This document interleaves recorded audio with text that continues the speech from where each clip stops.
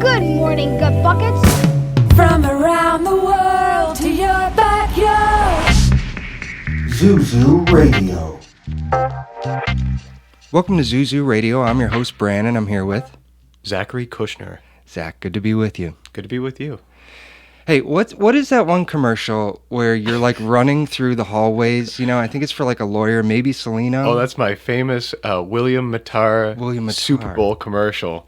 Regional Okay. Super Bowl. That's still big though. You know, from the markets from Buffalo through all the way through Batavia to the far-reaching depths of Rochester, people saw that between the third and fourth quarter of the 2024 Super Bowl for the first time. Iconic performance in a primetime window. I mean, my family thinks of you as that commercial. Oh, the guy that was running. You know, I have that on my acting resume now. That credit is I've listed it as running artist. was it actually a ton of running? Did you have to do I like ran marathon? a lot? Yeah, I probably ran like over a quarter mile, which is a lot for me. Probably not for most people. Were you that are acting running, in but- the running? Were you like bringing a sense of anxiety I to had it? to be urgent. I had to hold papers. Yeah. I had to round corners with the same urgency, and also with uncomfortable dress shoes on. I was going to say, you couldn't have like nice footwear on for this. You had to look all dressed up, right? What, I can't remember the actual shoes I was wearing, but I think they were just uncomfy dress shoes because I guess that's realistic for some sort of subterranean fictional music archivist. Is that who you were playing? Oh, yeah. Okay. That doesn't come through in the commercial.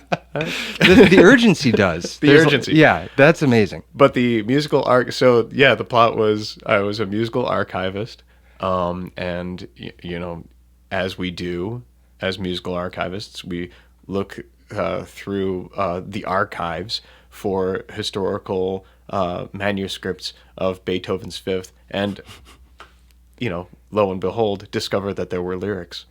Right. And then who are you delivering them to so urgently? Bob Bozek. He's You wanna know me. he's a really great improv actor.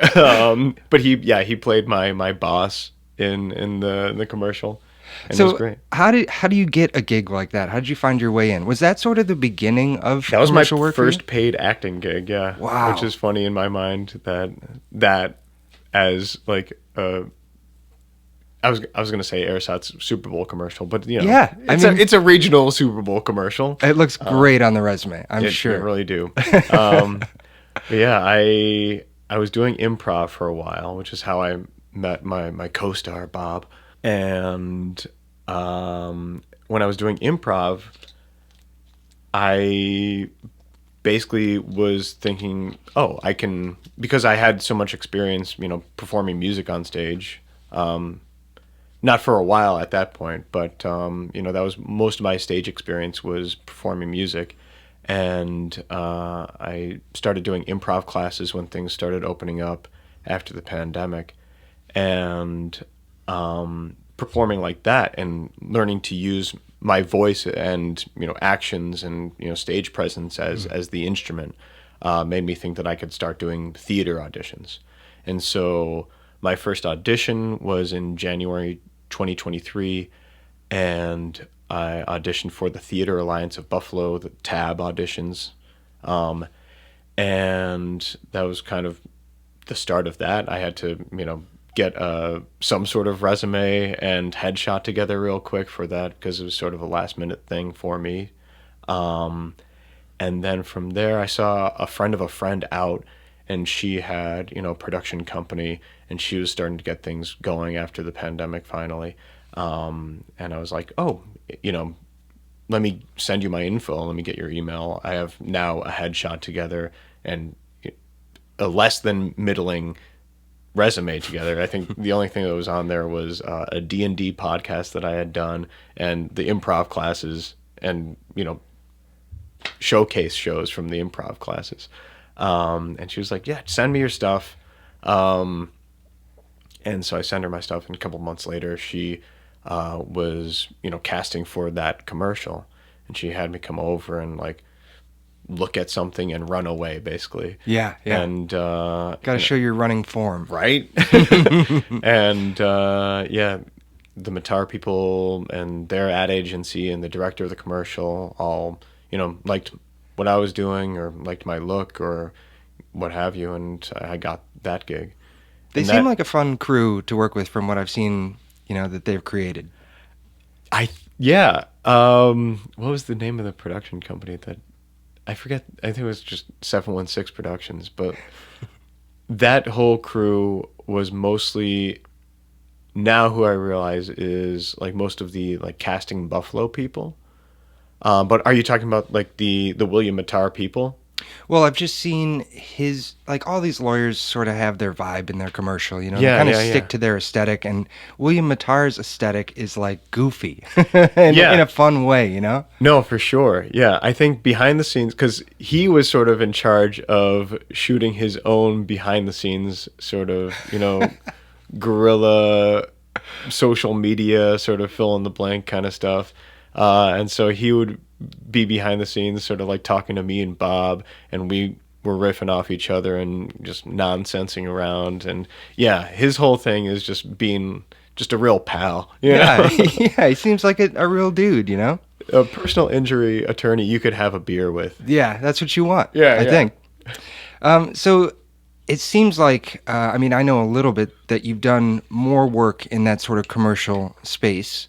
How many projects do you think you've taken on, and is there one that stands out as a favorite? In the commercial space, I've done that, and I did a Pizza Hut commercial with Josh Allen, and that was really fun. That's right. So- That's got to be top of the pyramid, right? We filmed that at the end of August last year, so 2025. So he's coming off his MVP win from the previous season. We shot it the week between the preseason and the season opening, and so it was tensions were high. Yeah. And just like this is gonna be it. Are we gonna do it, Josh? And so that stands out as definitely a highlight of any of those gigs that I've gotten. Yeah. What's he like as a person hanging out? I didn't hang out with him, but I got I got to share a scene with him and like interact with him in some way. There was one scene where we every time we reset, we were standing on opposite ends of like the entranceway of a kitchen. So I got to like air cheers my Pepsi glass with Josh Allen, and he's goofy and friendly and he, funny. Yeah, he's got some comedy chops. cracking some jokes, and he's great. And at some point, they were trying to like corral him into his private area as the star.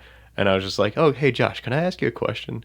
And I had heard some story that like a friend of my friend from Improv was telling me about like kind of seeing him in New York, and I had this like long, way too long, just drawn out, stupid story. It's not even my question; it's my friend's question, and it was just it boiled down to, do you remember that? Did you hear him say that? And Josh was just like, no.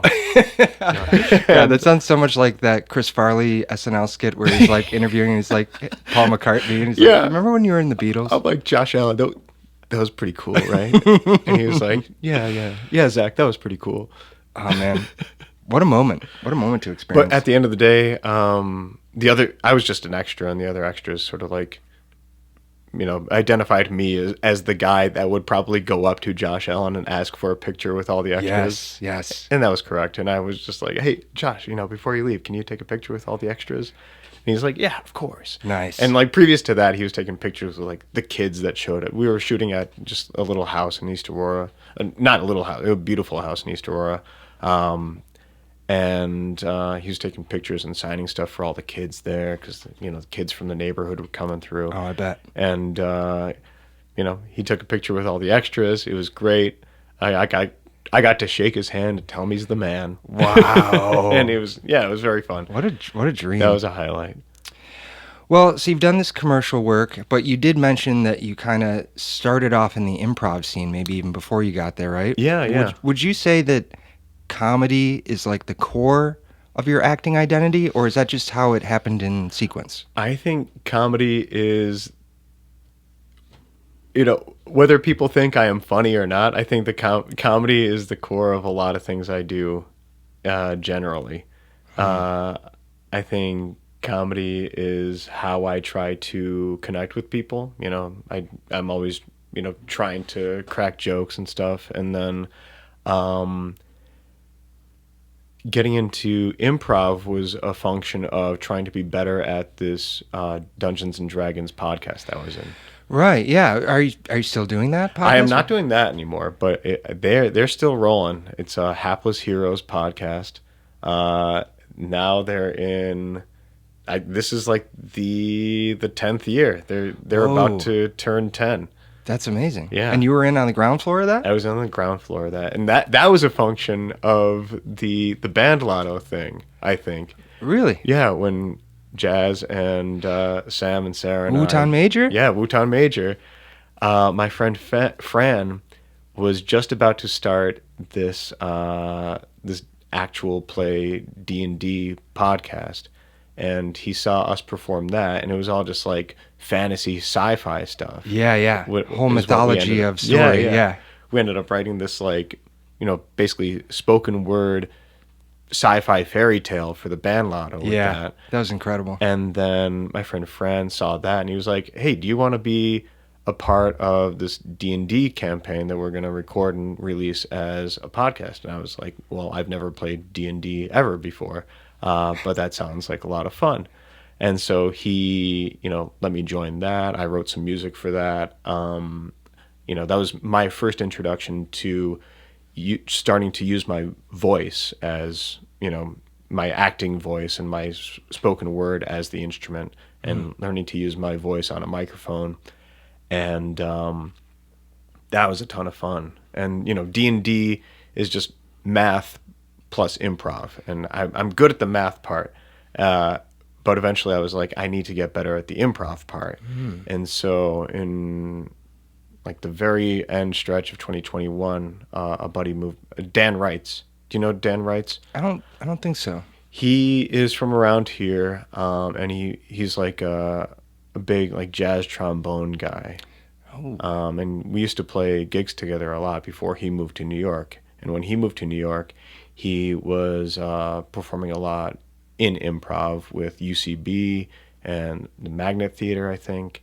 And he would be getting into like musical improv. And he and his wife Annie Moore that he met out there, they were like, very treasured parts of, this sort of underground improv scene. Not really underground, but like this very thriving improv scene in New York City for like 15 years. And then due to the pandemic, they both moved back here and started this improv company. And I think I took their very first free improv class intro, and from there I was like, yeah, I can do this. And so for 2022, I took like 3 or 4 of their classes, and then in 2023, I just started actually auditioning for theater. Well, when you take those classes, like one of my questions is basically like, how does one get funny or get ready to be funny? Are there warm-ups, strategies? Like, what have you developed, and how's your sense for that? I don't think you can learn how to be funny, and I think my successes in being funny are real spotty. And I had an improv instructor say that it's really rare for somebody to get up on stage and try to make a funny choice and for it to land. Yeah. For people to be able to do that is extremely rare. And so if you are getting into an improv scene and your goal is to try to be funny, then you're already setting yourself up for failure in a way, because if you don't meet that, if nobody laughs, then what are you going to do then? Mm-hmm. But like the goal for improv mostly is just to create a sustainable and at least interesting scene to watch. And so you have these strategies to do that. Like the yes and. Yeah, the yes approach. and just figuring out early on who you are, your relationship to your scene partner, where you are, and what you're trying to do in the scene. You have to have a creative mindset. Yeah. Not necessarily a comedic one, and then maybe you can you can worm your way there a little bit. Well, the audience lets you know, because the audience is always ready to laugh. Right. And so they'll start, giving you hints as to like what's working for them. And then you can, just read the room and find the game. So Yeah. it's, yes and is the first tenet of improv. You listen to what you're given, and you affirm that as the reality of the scene, Right. and then you add on to that. And then finding the game is sort of just the real part of the real basics of any sketch comedy. So the dead parrot sketch from Monty Python is the classic epitome of a silly game in a comedic scene. The game there is this guy is really convinced that that there's nothing wrong with the parrot. I'm trying to remember what the fuck happened in that sketch. It's blurry for me too. He's returning the parrot. The shop owner says, "Oh, there's nothing wrong with that," and them arguing with each other and creating the texture of how that conversation can go is the game. Yeah. This parrot's dead. Oh no, it's not. It's pining for the fjords. Yeah. Finding some sort of game in an improv scene. Yeah, and you can kind of, if the premise has some comedy built into it, then just reacting as the character you're developing is better than trying to like make a joke, right? It's like sort of like buy into the logic, even if it's like really absurd. And oftentimes that's the best way to get to it, I guess, right? Yeah, absolutely. I think, and it can be completely by mistake. I think one of my favorite things to do is taking like something that is misspoken and making that the new thing. Like there was some audience suggestion that had to do with dinosaurs, and I think it was like fossils or something like that. We started doing a scene about, and I accidentally mispronounced fossils as files. And so then in my mind, the scene then became like about a dinosaur detective or something like that. Yeah. And it's like, oh, we're trying to find these dino files and whatever, Yeah, no wrong notes. Yeah, absolutely. Yeah, there's no wrong answer. My other favorite improv tenet is if you're not having a good time, then you're the asshole.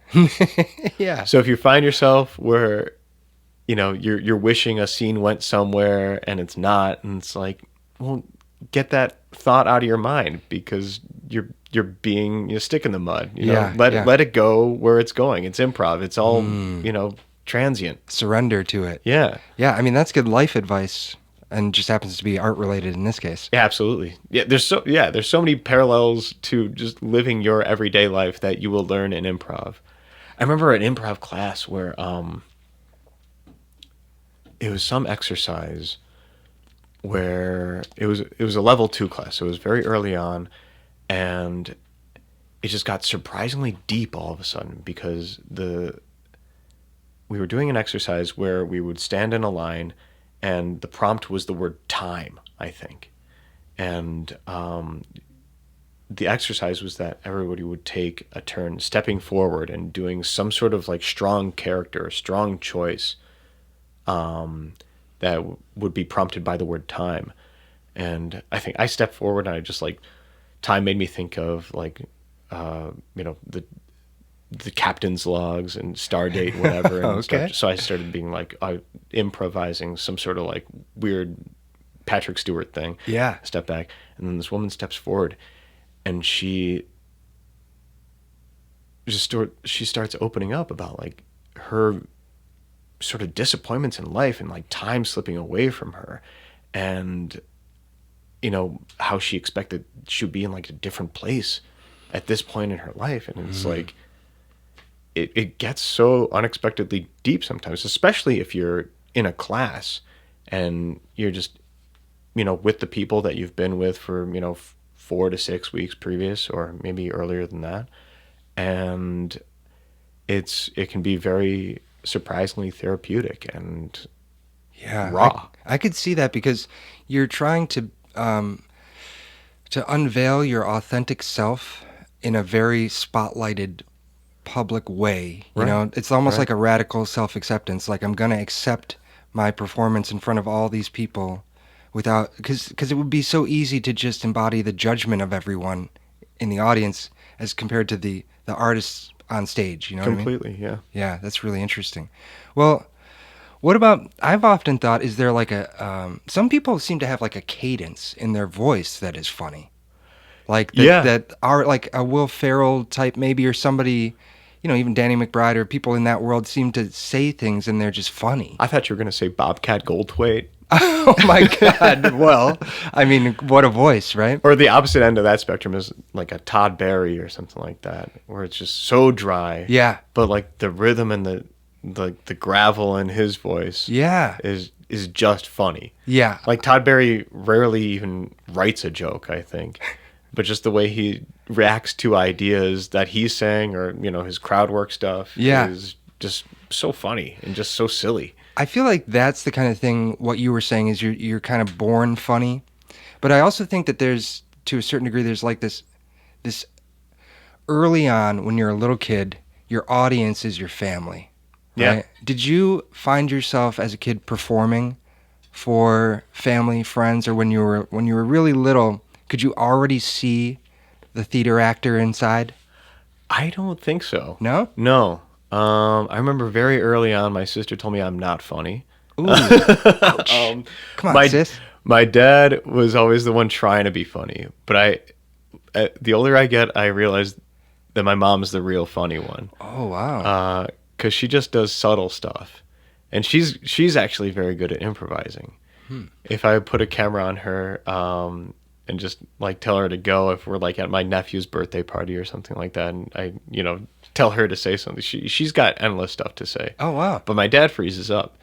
But my dad's biggest thing was just being unabashedly trying hard to be funny, which I think was inspirational to me as Gotta a respect person who is relentlessly trying to be funny in inappropriate situations to the chagrin of everyone around him. That's just dads, right? I mean, when you become a dad, suddenly a switch gets flipped and you're like, Yeah, dad for sure. joke time. Yeah. What did he say? Attempted humor alert? Yeah, that was his catchphrase. Watch out, everybody. Yeah. Here it comes. Yeah, yeah. And Oh, that's funny. But my dad, as a kid, he, his bedtime stories to me were about the three guys from Vancouver, and so he would like weave these tales about the three guys from Vancouver, and how they eventually got drafted by the Indianapolis Colts, and wow. they were very storied in in my bedtime stories. And I think he sort of put a real sense of improv in me, in terms of how you could tell a story and how you could just be silly for the sake of it, for sure. Yeah, yeah. Strong artists, in my impression, have had a lot of imagination training. Yeah. In whatever form it may be. And bedtime stories is a great example of where you're just training your brain to like loosen up and think of all the possibilities. Oh, for sure. Yeah. And having like a child as that inspiration, that seed to just get into, whatever area, basically, seeding their dreams, or, Yeah. trying to relax them in a way Yeah. that will, just make them fall asleep. Yeah. Because that's the challenge. Your most precious audience in a way, Yeah. I have to ask you this. Do you consider your hair to be an acting superpower? Like, I was thinking about this conversation. I was like, you know what? Zach's hair is so expressive. It's like half of it's like a built-in costume, and the other half is like this additional face. Well, it's a challenge because a lot of directors will want it as much away from your face as possible. Oh, And so, okay. For my first stage acting gig, it was just very tightly pulled back. And then for another play, it was, headbanded, but it was very much a part of that character. And a friend of mine, before I got into any acting, they would call it like hairiography. And, I feel like it's a part of how I express myself for sure. But for acting, it's it's a mixed blessing because it gives me a very strong look for sure, and I think that was part of why I was cast for the Matar commercial.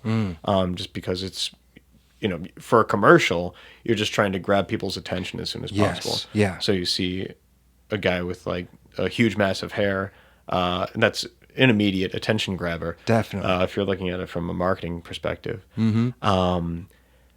And yeah, acting, it's not down at all.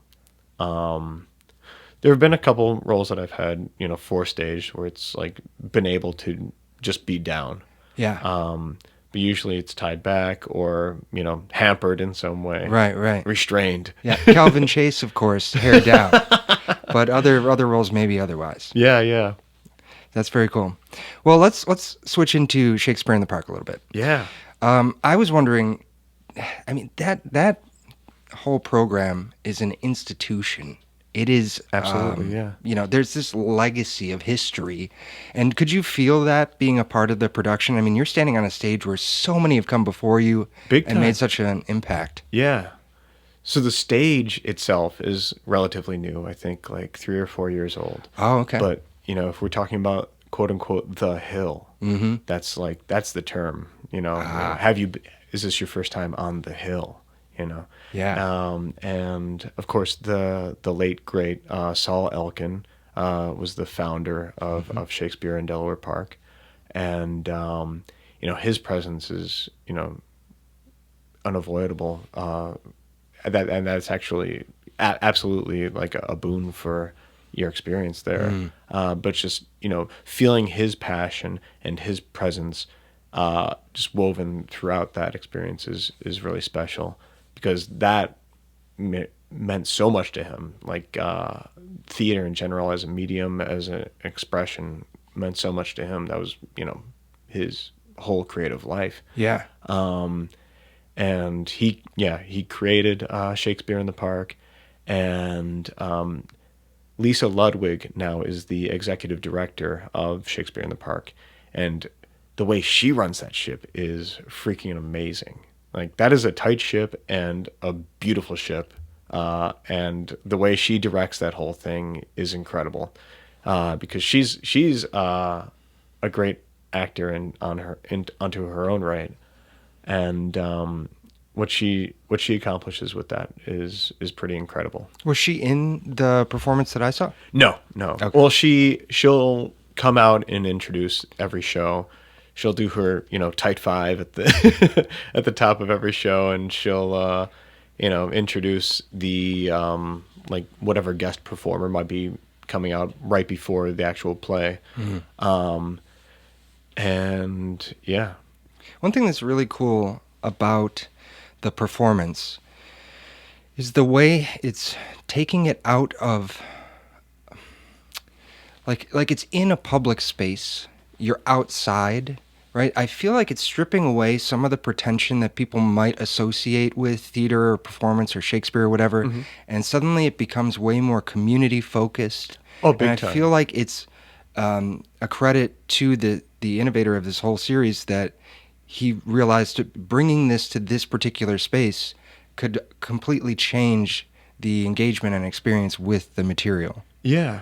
Well, I think Shakespeare in the Park as a concept is originating from New York, like Shakespeare in is that Central right? Park. Yeah. Oh, okay. So that's when people talk about Shakespeare in the Park, that's a turn of phrase because of New York. I'm learning so much. I think. And so bringing that to Delaware Park was something I think everybody needs it. Every city needs it. Yeah, public art is just amazing as a concept. Yeah, just having something that, like you said, there's a lot of pretension associated with Shakespeare. There can But I be, think yeah. in that day, it was the opposite. 'Cause this was like, the bleeding edge of, challenging what even is traditional language. the way Shakespeare is written, people give it the misnomer of Old English. It's not Old English. It's just like this very creative, like woven way of writing and speaking, and the iambic pentameter, and Yeah. the way you use some words to alter other words, or the way you use some syllables. Like, the prefix "un" is original to Shakespeare. Oh. He came up with that? Yeah, somebody did Wow. in that era. This is why actors often say that Shakespeare is so difficult, right? Because of the pentameter, because of it's playing with language in a way that's sort of unusual. Yeah. So my role in Shakespeare in the Park was not huge as it pertains to the speaking part. Like, I had, a handful of ensemble lines, and, figuring out how to deliver them is challenging, because Yeah. there's no stage directions in Shakespeare. There's no, underlying direction. It's just the word, and the punctuation. The punctuation, when you're given tips on how to perform Shakespeare, is just as important as the word. The punctuation is basically the only direction you have from the written word. Yeah. And so, yeah, I'm excited to get into it more. I would be excited to get a larger role and get that fuller challenge from it. But my experience with remembering Shakespeare, it almost makes me believe in, like, the collective consciousness, because these are words that have been performed repetitively for hundreds and hundreds of years. So, what we're working on, 400 years of performing Shakespeare or so. That's crazy. And my experience is that when you finally actually committed the line to memory, it has hooks. And so, another line I can maybe try to paraphrase, or if I don't get it out correctly, it seems like I'm saying about what it's saying. But when I've memorized, the few Shakespeare lines that I've memorized, it feels like the way those words have been formed and edited and then repeated through the centuries, it's almost like they have a set life unto themselves. Wow. It's like magic. I think so. Yeah. That's really cool. Yeah. It feels that way. Well, let's dig into the character you were in this particular. Were you pirate number something, or how were you listed? So I was accordionist and others. Yes. On the bill that they hand out on the hill. Okay. But yeah, I was band / first or second lord / first knight / first pirate. And that's what it says in the little handbill. Yeah. But did you give yourself a name, a backstory, any other context that we didn't see? So the base reality of Pericles, Prince of Tyre, was that it basically took place during the 30s Dust Bowl, like Depression era, Grapes of Wrath, Yeah. Okie kind of vibe. Yeah. And so at the beginning of the play, the great Tom McCarr comes out, hacks and coughs. He has Dusty Lung or whatever they called it during the Dust Bowl. Yeah. And sits down and starts playing his intro music. Just beautiful chord progression at the top of the play, and he has musicians that join him, and I come out with Vanessa Vacanti is another actor, and she and I, our base reality was that we're brother and sister, and we're all traveling, maybe separately, some of us together during the Dust Bowl, and we're coming across this town. We're going to set down here for the night or however long before we can move on to the next place. And I'm coming in with Vanessa. and I've got my accordion case in hand. My backstory for, my base character for Pericles was that I'm a performer. I'm coming in, seeing these musicians, fellow musicians, and I have something to add. This is a personal backstory that you've developed. Yeah, sure. That the director wasn't like, I need you to think of yourself as, it was more like, it's up to you?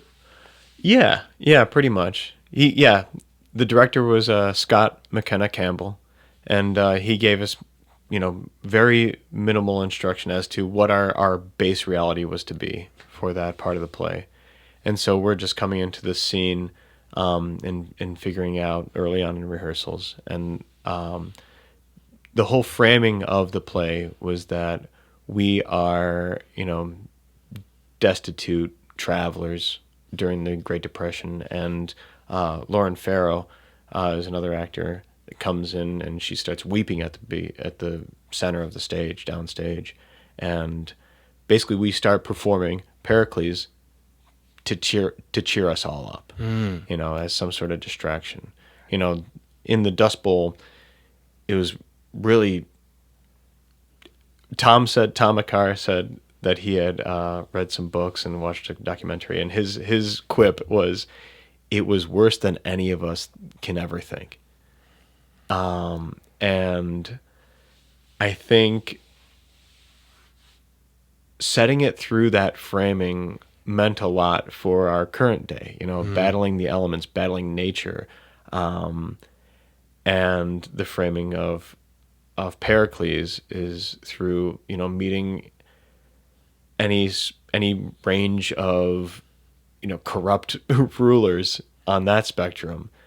And so both those things, meant a lot, I think, in terms of getting people into a story right now. That's sort of the beauty of Shakespeare in a way, is that it's, I guess, 400 years. I mean, you can consider it timeless at this point. The stories can map onto certain realities, present times, very easily. Yeah, because I think they were, I don't know a lot about Shakespeare, and I've not performed a lot of Shakespeare, hardly any. But, in that day, there were all these, unspoken references to, rulers in that time, and, political satire and what have you. Julius Caesar, was some sort of symbol for who knows what ruler during that day. I'm sure somebody knows. I don't. Yeah. Culturally, there are certain things that in that time meant something specific to them that may have changed over time. Right. Yeah. And that those themes and those rhythms are, really repetitive in, the tragedy of humanity, or the comedy of humanity. Right. Yeah. Well, I got to tell you, my favorite scene, Zach's scene in the play, is when I think it's at the top of right after the break.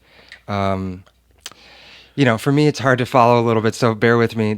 Someone's being kidnapped, I think, and you kind of jump out and are like, you just try to stop them, or you try to intercede in some way. And you do so by making a proclamation and playing your accordion. Yeah, that was definitely a highlight for every show for me, because it was one of the biggest laugh lines of the entire show. Huge laugh. Eruption. Yeah. It was great. People, well, first of all, people love a pirate accent. Sure. And people love a funny face. Yeah. You couple that with playing a little riff on an accordion, and then hopping around like a maniac, they'll go wild every time. Yeah. That's got to feel so good. It was great. Yeah, it was great. I actually had my voice memo recording. Yeah. Because I just wanted to catch a little bit of the play, and I caught the delivery and the reaction. Oh, so great. I have it recorded for you. Yeah. I would love to hear that. But yeah, again, the director, Scott McKenna Campbell, he gave anytime that it wasn't music that Tom had written specifically, he was just like, do this kind of thing. And so he let me, just do whatever I was going to do on accordion, play some sort of dramatic riff, and then fuck off. That was awesome. It was really fun. In that portion of the play, Marina, the daughter of Pericles, and at that point, long lost daughter, she didn't know who she was in relation to him, or who, she was going to be murdered by one of the antagonists, and instead of her murder, this band of pirates comes in and kidnaps her because she, appears valuable. And so that was my role in that portion of the play. Amazing. Well, not to focus on dark things, but were there any major flubs, or do you feel like you aced the test? There was one performance where like a storm was a brewing. Oh. And we were getting some direction backstage, and me and my scene partner were sort of distracted, and we completely missed a cue. And Oh no. our saving grace, Marie Costa, she comes. They had been improving something on stage, or just ad-libbing something for a few lines, Waiting for you to come out? Yeah. Oh God. Then all of a sudden, we look over and Marie's like, "And here they come!" Like wide-eyed, arms akimbo, and we're like, "Oh shit!" And we come out, deliver our lines. Sean Patrick Ryan plays Pericles. He's like up there, clearly spent from whatever, anytime you have to ad lib or do anything unplanned, if you like miss a cue, it feels like an eternity on stage. Yeah, because you're in a rhythm, I imagine, of the whole thing, and yeah, big time. And so that was my major flub, is when me and my scene partner at that point, we completely missed a cue. Well, not completely, we were late to a cue because we were just so distracted. Yeah. Backstage. I always think about what the actors are, they're kind of hiding back there in the backstage area, Just right? bullshitting. Yeah, Yeah, big time. just messing around. Yeah. Shakespeare in the Park was so beautiful to me because it was such a summer camp vibe. And so that I don't think it's unique at all to that cast, but like you become such a beautiful family for 2 months, and everybody has a different rapport with everyone else, and it's just because you're out in the elements too, and you're out in such a degree of uncertainty. Like every day it's like, how hot's it gonna be? Yeah. How much is it gonna rain? How many motorcycles are gonna drive down to 198?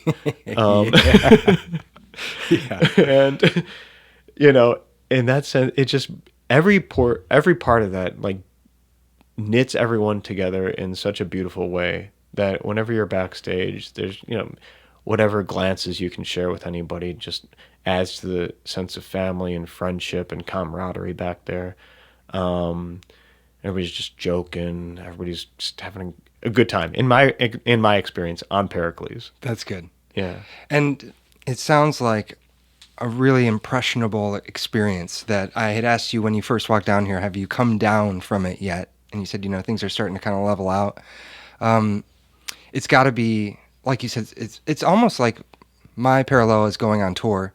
You go out on the road, you're performing for audiences, you're with a tight-knit group of people who are all relying on each other to do the things they need to do and to have the right spirit to carry it through. And then you come home and you're like, oh, whoa, okay. Right, yeah. I'm back in reality now. But after a while, this little creeping thing comes in and it's like, what's next? Now what do I do now? Sure. Are you thinking about what's coming up for you? Yeah, absolutely. Right now I'm in rehearsals for a musical. It's going to be my first musical. Oh, cool. I can't stress enough how relatively new I am to acting. Like it surprised me that you wanted me to come, because like the people that you have on this podcast are like some of my favorites in the city. They're just like established people that like are doing what they're doing and have been doing that for a while and like know what they're doing. My relation to acting is not that. So I appreciate that, I can be this diversion from people who know what the fuck they're talking about. But yeah, wait, before we leave that, let me just give you a lot of credit, because I think the hardest thing to do in art is to start.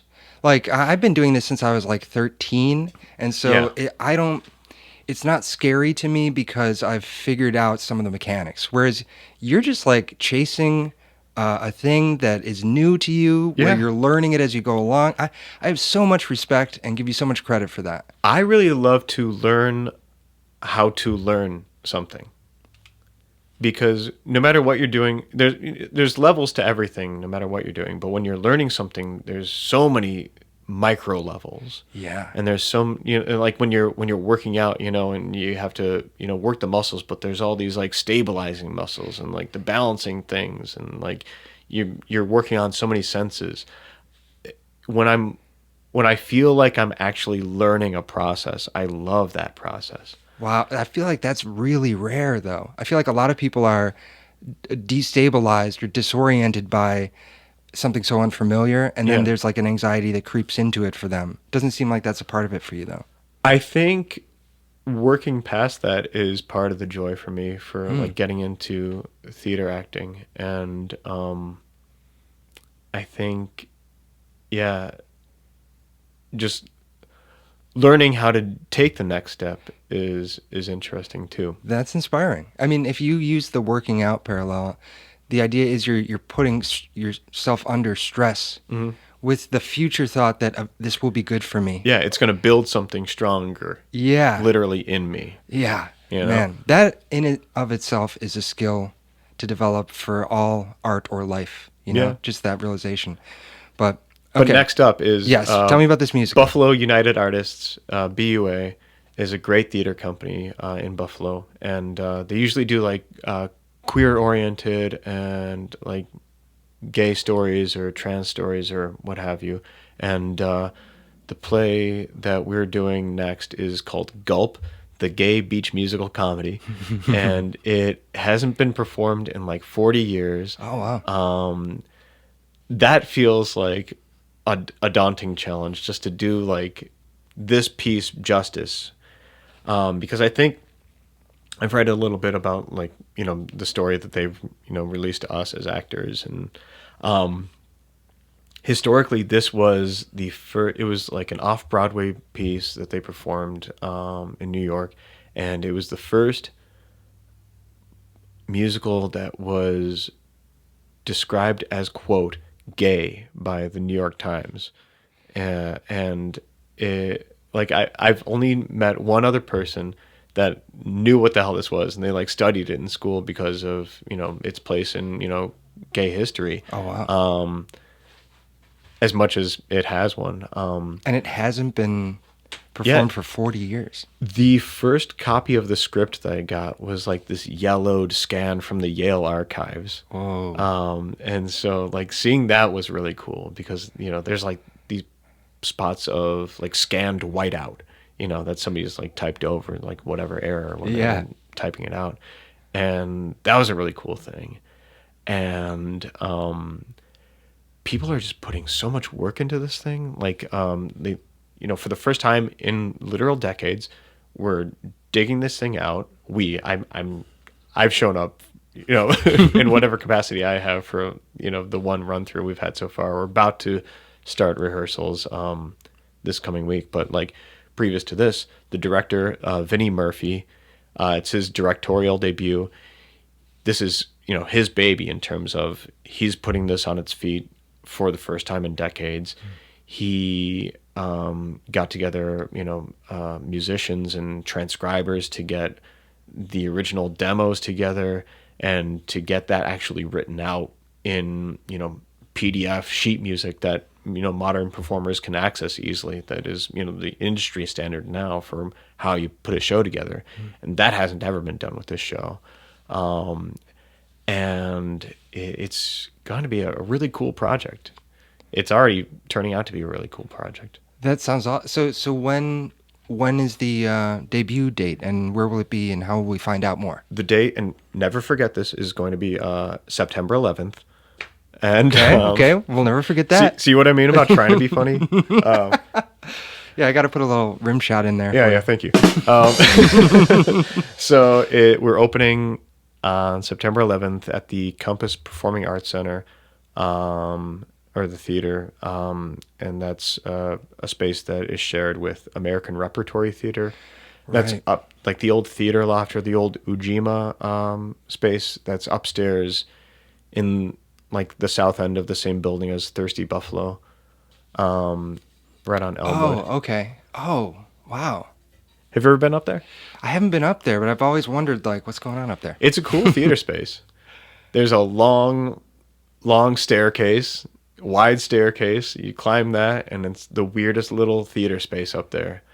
And there's a bust of Chopin, which I am pretty convinced is actually Peter Tork. But it's labeled Chopin. But he's in the lobby area, the little refreshment area. And yeah, it's just a cool, offbeat, off Main Street theater district kind of space. Off Broadway. Yeah. It's Buffalo's one off Broadway theater space. But it's a cool space. The people that run that place are great, and it's all about they do so many like new pieces, non-standard pieces. Yeah, just look at that schedule for ART, American Repertory Theater, or for BUA, Buffalo United Artists, and that's not even specific to those two companies. Like theater companies all over Buffalo, whether it's like Irish Classical or Road Less Traveled, the Torn Space stuff, literally all of them. I can't, all of them. They're all doing incredible work, and they all are trying their damnedest to get something relevant on stage, something that people care about, and something that is, good. Yeah, definitely. But yeah, Torn Space is amazing. Lancaster Opera House, I gotta give props to, because they gave me like my very first stage roles. Yeah. Well, Lancaster Opera House is off Broadway. Off. Sure. No, it's like 20 minutes to get out there from the city of Buffalo. Yeah, but and it's worth nice. it. It's a just great theater. there's so many places that you can go take advantage of this type of art, and maybe if you aren't connected to this podcast is a good way to realize, oh yeah, there's like, I don't know, you just named like 8 places that you could go check out. Absolutely. Like around every corner of the city, there's a real more than decent theater experience. And if you haven't been to a play in a while, like, do yourself a favor, because live theater is freaking amazing, and it's irreplaceable. Hell yeah. Like, there's no way you can accomplish any semblance of theater with the modern distractions that are emerging in digital media. Yeah, and Buffalo's special in that way. Yeah. It's so much to offer. I think that's a really good place to leave it. Zach, thank you so much. Thank you for being here. Hey, thank you for having me.